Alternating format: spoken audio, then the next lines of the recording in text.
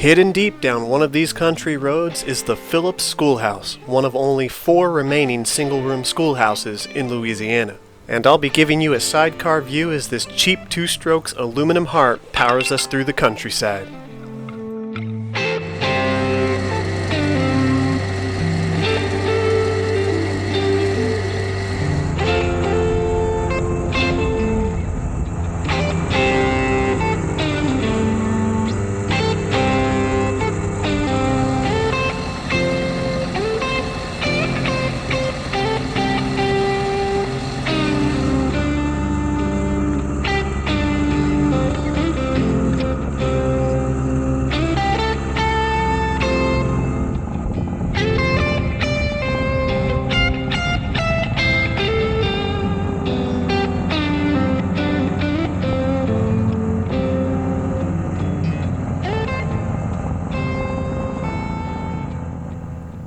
Last week's adventure ride took us to the Phillips Schoolhouse in the middle of the woods, and after doing a little bit of research on that location, it turns out there's 4 of these remaining in the state, and 3 of them are within biking distance. The 4th puts it a little too far away for me to reach on one of the bikes, but is actually still used as a kindergarten to this day.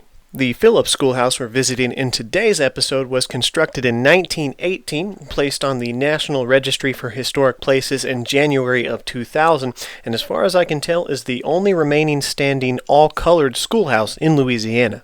The other 3 buildings are clearly listed on Google Maps, but for some reason this one is not listed at all, and the description of its approximate location did leave me a bit concerned that we wouldn't find it in very good condition. The Google Maps image of its location showed buildings that looked to be ravaged from storms and hurricanes which have passed over the past couple of years. For better or worse, I was going to do my best to find the location, but first we need to get there, so let's have an update on the Kent Bayside with its parts bin motor. Now, I've had the Kent Bayside for a little over a year and a half now, and it's had a motor on it since day one. Over the past year, I've made slow but subtle tweaks to it to improve its comfort, making it a basic, practical, everyday rider. I'll leave a link in the description about this particular build if you're more interested on the details, but in short, I think it's a great bike for your first motorized build or your second. It's a relatively cheap frame that's easy to slap a motor onto, and so far has given me pretty much no trouble as far as the bike's concerned. As far as the motor's concerned, this will be the 3rd variant on this bike. I originally started out with a smaller Sutec motor, which never gave me any problems. We upgraded it to a Phantom 85, which was way too much motor for this bike, and now we've settled on this parts bin motor. It's basically a YD100, which used the Phantom 85 bottom end when the original motor blew up. On the top end is a single-piece YD100 jug with a windowed piston and a G2 reed valve. One of the first windows I ever put in a piston, looks absolutely terrible, so I ride this bike at leisurely speeds in hopes that I won't blow this one up too.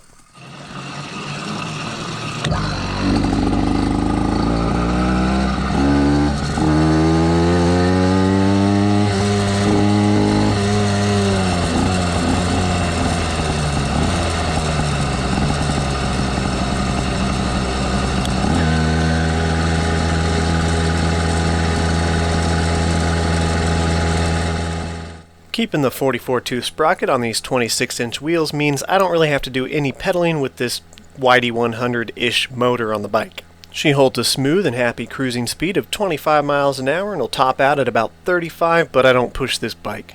Motor's running a fat belly pipe with a badass Shark silencer, making this one of, if not the quietest 2-stroke builds I have. When it comes to gas bike adventure rides, I'll decide which bike I'm going to take beforehand and then ride it to and from work for the week before the adventure. This is for pretty obvious reasons. They're cheap and stuff happens.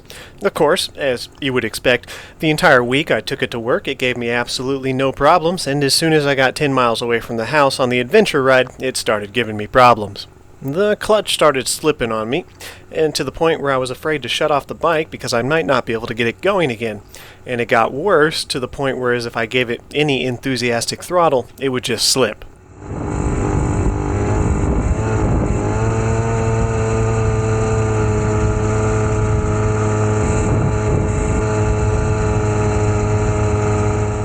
Clutch-related problems on these cheap 2-stroke motors are very common. You can work on them for years and still run into a different problem each time, which is pretty much what happened in today's video.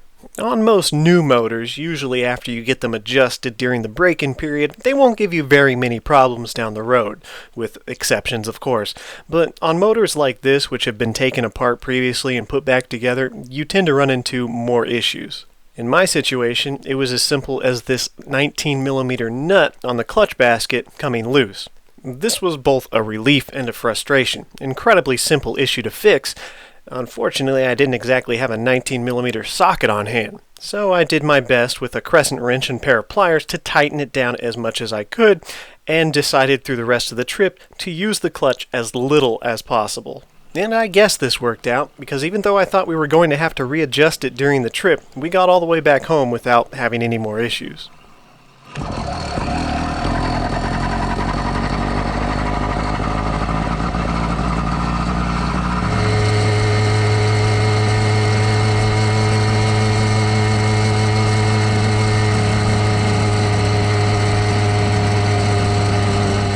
With the bike back up and running, we push on down the road and search for the schoolhouse, and this is where the journey really begins. The documentation describing its approximate location show it to be off an easy-to-find highway, but the side road was either misspelled or had a name change.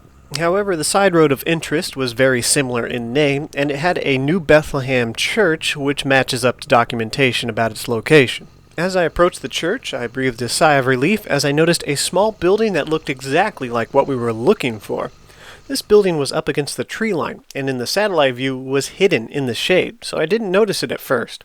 Pretty certain that this was the building we were looking for, I went ahead and continued down the road to the location of interest at first, just to make sure there wasn't anything else down here.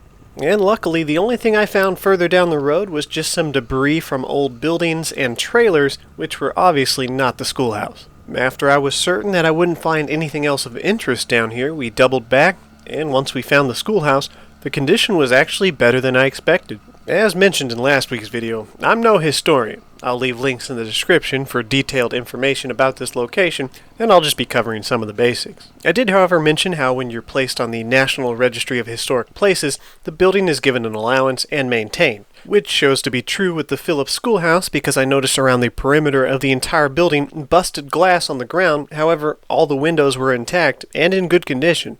All things considered, for a building that's over 100 years old and has been abandoned for more than 50, it's in pretty good condition. There was some minor damage to the roof, which I assumed is simply from the recent hurricanes, but I suspect they'll probably patch that up pretty soon. Underneath the schoolhouse, I was able to locate the same style of boarding used on the Bristol Schoolhouse to protect the windows when the building is not in use. I suspect it's either been used recently or will be used soon for a reunion.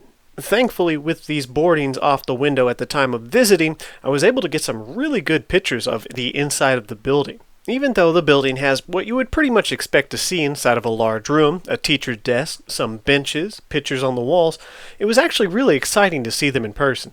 An individual by the name George Davies has a short write-up of the history of this building and some unique conditions that the students had to face. It's linked in the description, may only take about 10 minutes to read if you're interested, but some of the interesting things he covers goes as follows. It was common for many of the students to have to cross several creeks to get to the school each day, and he shows how they chopped down trees to act as bridges, but were never given much thought, so many school lunches were lost to the creeks throughout the years.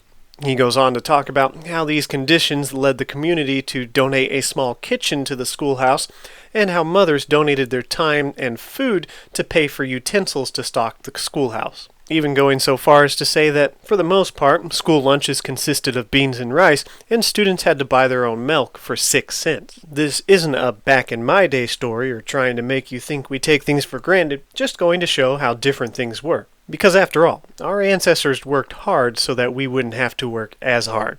Even the building itself was salvaged, originally an abandoned structure which was torn down and relocated for use as the schoolhouse, which gives it a pretty good chance that the wood constructed in this building was originally in use before the 1900s. On the same property as the schoolhouse is the New Bethlehem Church, and I'm guessing that this building is original to the time period as well. It appears to still be in use, and across the street has an active cemetery. I was able to find some names and dates all the way back to the mid-1800s, a few earlier than that. and it still appears to be in use to this day. Tracking down the Phillips Schoolhouse, and with the building being in such good condition, is probably about the best hidden gem I've found on one of the bikes so far. I don't know if it'll do any good, but I'll try and update this location on Google Maps. I think that's a thing. Finding these hidden little locations with history is always exciting to me. I'm glad I could take you along for the adventure as well.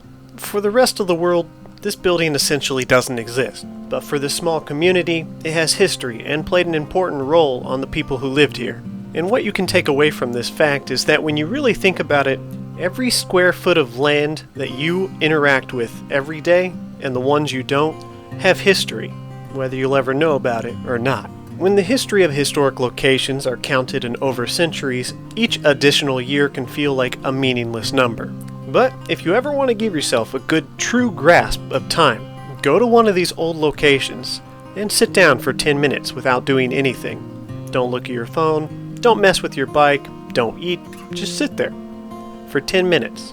It's hard to do, right? Without doing anything. Now go ahead and tack on 100 years and you can kind of see what I'm getting at. Anyways, I hope you guys got some useful information out of today's video, or at the very least were mildly entertained.